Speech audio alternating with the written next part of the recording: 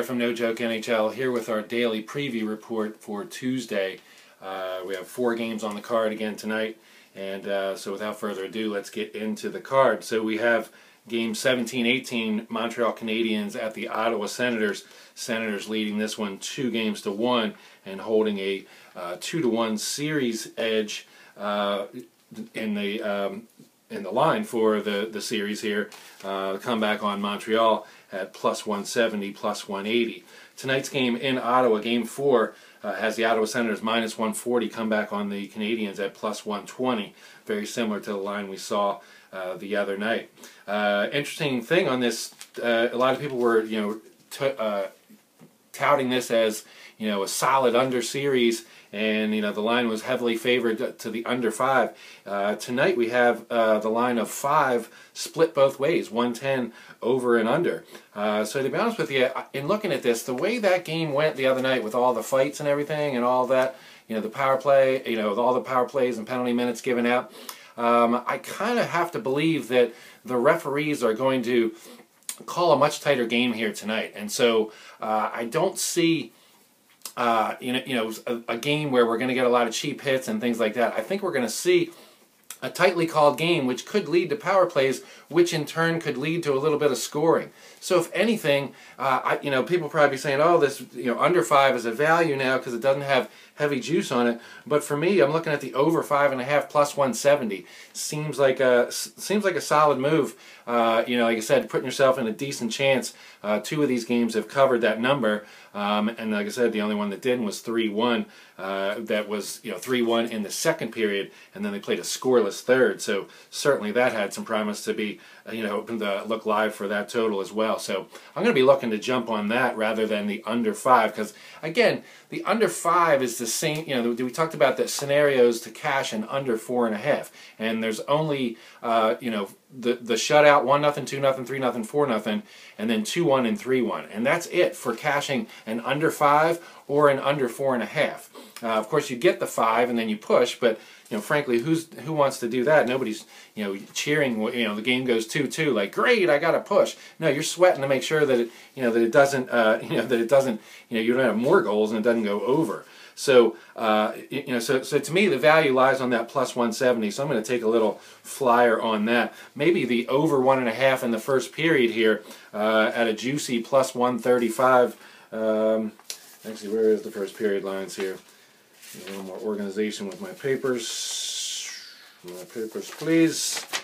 First period, over 1.5 +130. So I think I'm going to take a little flyer on that. So the over 5.5 +170, the over 1.5 +130. As far as who's going to win this game tonight, a lot of love for the Canadiens on Twitter. I'm not really one of them that shows that. I mean, I know Carey Price has to stand up and become a better goaltender. I know the Canadiens have to get together and start playing like a number 2 seed. But in all honesty, like I said, I really can't tell you who's going to win this game. This really has been a tight series. I will say that Ottawa certainly has dominated the 5-on-5 play here. Of course, getting all their goals even strength the other night in that rout over the Canadiens then. So if anything, I would lean to the Ottawa Senators, but laying -140 on them tonight, maybe the -1.5 +220. But again, we're talking about Anderson and we're talking about Ottawa at home. And like I said, they have been synonymous with low-scoring games. So for me, it'd probably be a pass on this game. We have Pittsburgh Penguins at the New York Islanders for Game 4. Of course, the Pittsburgh Penguins requiring overtime and a dive by Sidney Crosby, and I'm just kidding. I don't necessarily think it was a dive. A lot of people do, but nonetheless, it was a penalty. It was called, and Nabokov gave up the game winner in overtime on the power play. Tonight, though, the books have jumped out, and they've lined this one at 6, although they have the juice at under 6 at -125, the over 6 at +105. The over-under on this is actually was at -120 for 5.5, which probably is a better price to take than that flat 6 with the with the +105. Of course, if you have over 5.5 and it goes to 6, that's a cash. If you have the over 6, you're playing for that 7th goal. So if you're playing for that 7th goal, you think it's going to be an over even at 6, then take the over 6.5 at plus 135, because when you get that 7th goal, you're going to want to get paid, and I'd rather get paid plus 135 rather than 105. And again, if you're just playing for that push at the 6, then you might as well just play over 5.5 at minus 120. Currently at minus 125, it jumps around, maybe goes up to 130 if somebody hits it. But like I said, these two teams have shown that they cannot stop the puck, and they certainly play a free skating series. New York Islanders generating a lot of offensive chances here, and like I said, we do have Marc-Andre Fleury in the Pittsburgh defense, so certainly another over in the cards. To be honest with you, I jumped on the Islanders in the series now, down 2-1, and to me, they're at a ridiculous price of plus 600, plus 550 in most places. If you can get a reduced juice shop and get on the plus 600, I think that poses some great value, especially if Islanders can take tonight's game. They're plus 145 underdog tonight, minus 165 on the Penguins. You certainly understand why the Penguins would be favorites here, but the play on the ice has certainly not shown that Pittsburgh is dominating anybody here. Like I said, it wouldn't surprise me if they win tonight, but if the Islanders can somehow win, that plus 600 on the series play looks mighty live, and certainly should have some hedge material coming up later on in the series. Especially if they go back to Long Island, you'd probably be able to get Pittsburgh at a reduced price to get out of that one.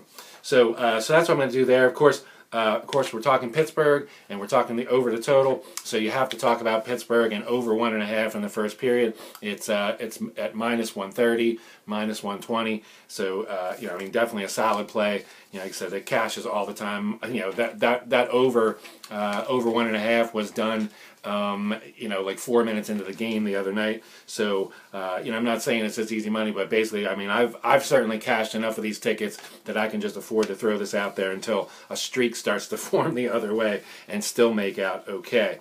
So that's what I'm going to be on there. In Minnesota, we have Chicago facing the Minnesota Wild in Game 4 of their series. Of course, the Blackhawks up 2-1 with the Wild taking a game in overtime on Sunday. And Blackhawks come back as a minus 160 favorite, plus 140 on the Wild.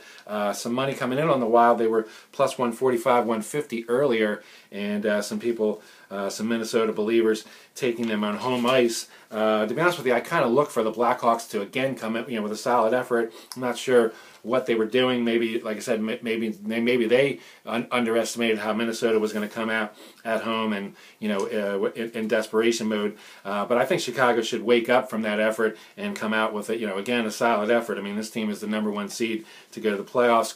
Quenneville and crew, they know what to do to get through here, and so I really don't see them goofing around and dragging the series out longer than they have to. They realize that if they win this game and go up 3-1, then they get a game at the United Center in 2 days to finish off the Minnesota Wild. So I look for them to do that. The puck line in tonight's game, minus 1.5, plus 190 for Chicago. Very nice price. If you have the reduced juice shops, you can get actually plus 205 on that. So definitely a solid play there. I'm not necessarily saying the Blackhawks are going to win in a rout, but I'm just saying that's a real nice price on the Blackhawks, who, like I said, usually when they do win, they do cover by the 1.5. So seems like a live play there. The Minnesota-Chicago game to go overtime, 3-1. Like I said, if you're looking for a tight checking affair, 3-1, a definite price, good price for that, to jump on that. And the final game on the card, we have the San Jose Sharks hosting the Vancouver Canucks, and the Canucks looking pretty bad right now and in desperation mode, and so we expect them to come out I guess with their best effort. But to be honest with you, if they're watching the game the other night and looking at the cheap shots that the Sedins were putting on people and so forth, I think the Vancouver Canucks are beaten. Like I said, they have goaltending problems. Luongo is okay. Schneider was just awful the other night.